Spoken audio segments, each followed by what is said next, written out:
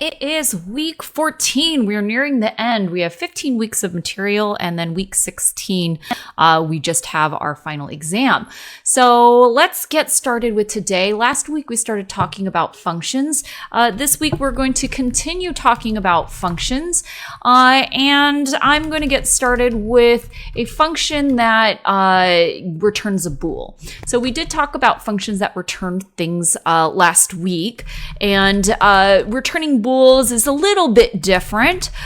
Some things to consider since we have some Boolean equivalencies. But let's say that I wanted to do something simple, like let's go ahead and check to see if a number is positive or negative, or actually, let me just say not positive. So I'm going to say bool, and I'm going to say is positive. Now, one thing from this book, and it's specific to this book, is they don't really talk about function prototypes, which is not my favorite thing. So they would probably define the entire function above the main. The reason why we need to do that is because we want to know what that function is before we use it. But there's this idea of function prototypes, and function prototypes allow me to actually define my function later. So the reason why I have to prototype is because if I don't prototype, that means in main, if I try to call is positive, it's not going to know what it is. But then you might be wondering, well, why would you care about defining above or below main? Because we're executing main, so it makes the most sense for main to be towards the top of our program, rather than if I start to add lots of functions, having to scroll all the way down to see where my main is. All right, so what I'm going to do is I'm actually going to, let me comment here, I'm going to function definition. So this is where I'm actually defining my function. So I'm going to say bool is positive. And the difference between a prototype and a function definition is a prototype doesn't name the names for my variables, and it also ends in a semicolon. So where I'm doing my function definition is what we did last week. So it's just, I'm defining my function right now. So I want to check if num is positive. And so if num is greater than 0, then I want to say it is positive. So I'm going to return true. Otherwise, I want to return false. It's not positive. And I only have two options because it's a bool. I'm going to come back to my function definition because there's multiple ways that I can write this, and we'll talk about that after I make my function call.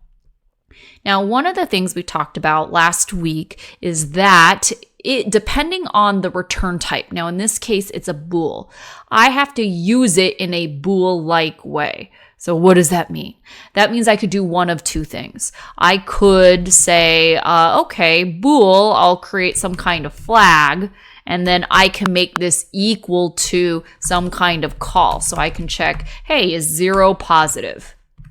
All right, so this allows me to use my function in a bool way because I am replacing the answer. So if it returns true, then I'm replacing true. So flag will be true. If it's false, it'll be false. And I'll say bool flag is equal to false.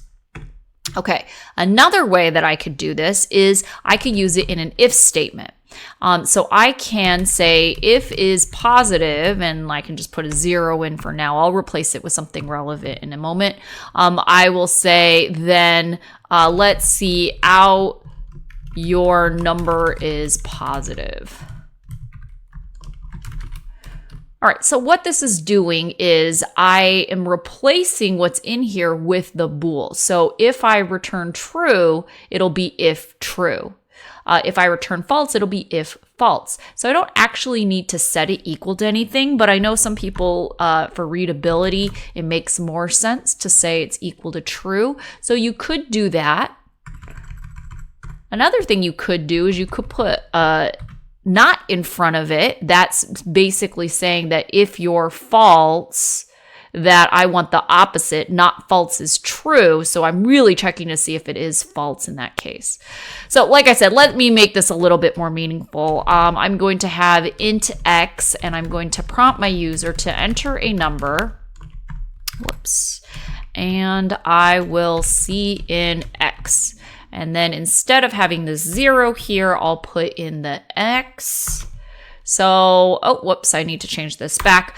If my x is getting passed into is positive and this returns true, it will tell me my number is positive.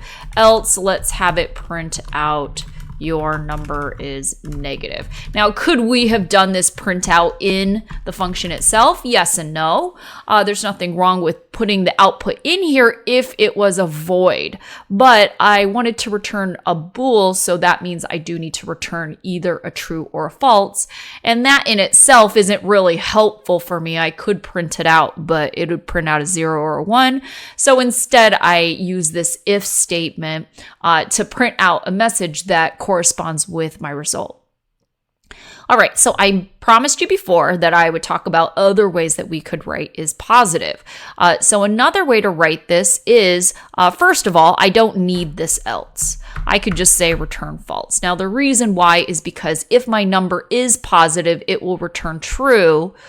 If it's not positive, it'll just skip over and return false. And remember that returning exits the function, so there's really no need for me to put an else. I'll show you another way that we could write this. Instead, we can really simplify things, and we could just say return num is greater than 0, because this right here is a condition, a Boolean condition, and it does evaluate to either true or false. So if the num is greater than 0, this will be true and I'll return true. If the num is not greater than 0, it'll be false, and so I'll return false. So I can actually change what I am, I can change the format of my function by taking advantage of the bool-like things. All right, so that concludes this first video for the week.